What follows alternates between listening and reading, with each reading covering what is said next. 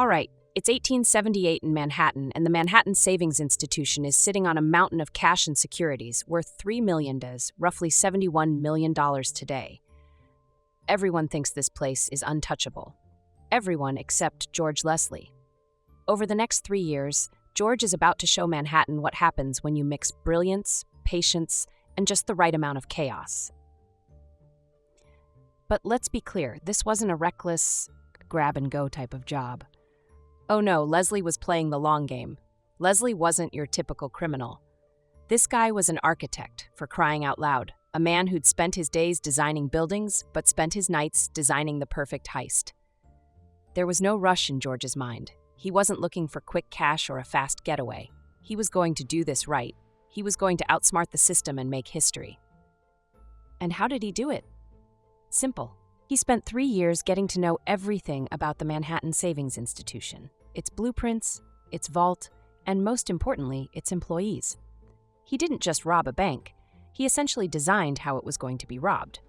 George Leslie, with his sharp architectural mind, understood the weaknesses of buildings and vaults better than the people who designed them. So, what did he do? He studied the bank, its layout, its guards, and its routines. He didn't want to just break in. He wanted to do it without anyone ever knowing. He got his hands on the blueprints for the Manhattan Savings Institution, and it said he even built a replica of the vault in a secret warehouse just to practice cracking it open. Because why not? Why rob a bank on a whim when you can rehearse the job for years like it's a Broadway performance? But Leslie didn't do this alone. Oh no. He assembled a crew with a mix of brawn and brains. There was Red Leary, a 6'4" criminal with a bad temper and a big appetite for destruction. And then there's Shang Draper, a smooth-talking con artist with a knack for lying so convincingly, he could probably talk a rich widow into giving away her fortune. Together, this gang of criminals had a well-oiled plan that, on paper, looked impossible to fail. But let's get back to George, because he was the mastermind behind all of this. He didn't just want to brute force his way into the vault. Oh no. Leslie knew that the real key to a perfect heist was getting access to the people who worked there, the people who knew the vault's weaknesses. So what does he do? He bribes employees, not just a few random staff members, but key employees, the ones with the power to open doors and access the vault. He got their trust, manipulated their weaknesses, and planted the seeds for what would become one of the greatest heists in American history.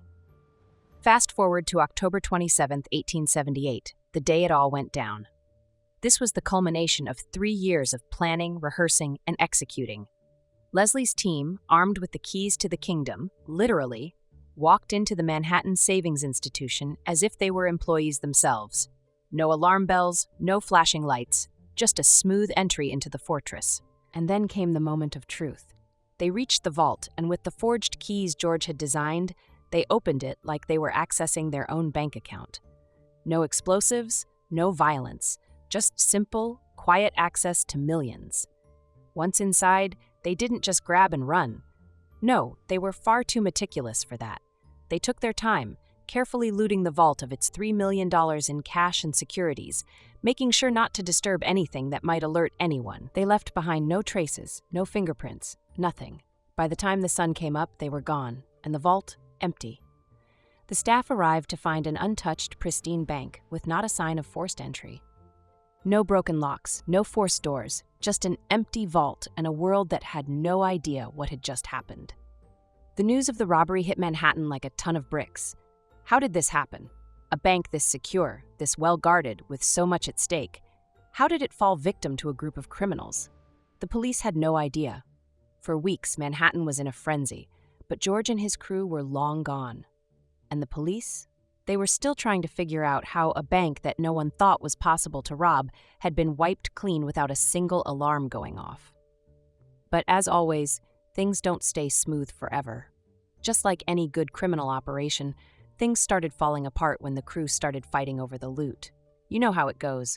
Greed, distrust, and all that. Red Leary wasn't happy with how much he was getting, and Shang Draper? Well, he had his own plans for the cut. Before long, there were whispers of betrayal, and Leslie, the man who had orchestrated the perfect heist, started losing control of his own team. The tension among the crew was palpable, and it wasn't long before things got real ugly. A few months after the heist, George Leslie was found dead in Yonkers, shot twice, once in the head, once in the chest. He was dumped near a cliff called Tramps Rock, a spot known for the bodies of the unfortunate. The authorities never figured out who pulled the trigger. Was it one of his crew members? Was it a rival? Who knows? But the mastermind was gone, and the perfect heist he had pulled off, fading into legend. As for the money, a chunk of it was recovered, but the rest, gone forever. Some of it was likely spent, laundered, or buried, but the majority of it vanished into the criminal underworld. Leslie didn't live to enjoy his success, but his place in history as one of the most brilliant thieves ever, that's locked down. The Manhattan Savings Institution heist wasn't just another robbery, it was the blueprint for modern heists. George Leslie proved that with enough planning, anyone, yes, even an architect, could rob a vault without breaking a sweat. The man didn't just steal millions, he rewrote the rules of crime. And just think, what if you were the one who got a hold of the blueprint? What if you had all the tools to pull off a perfect heist?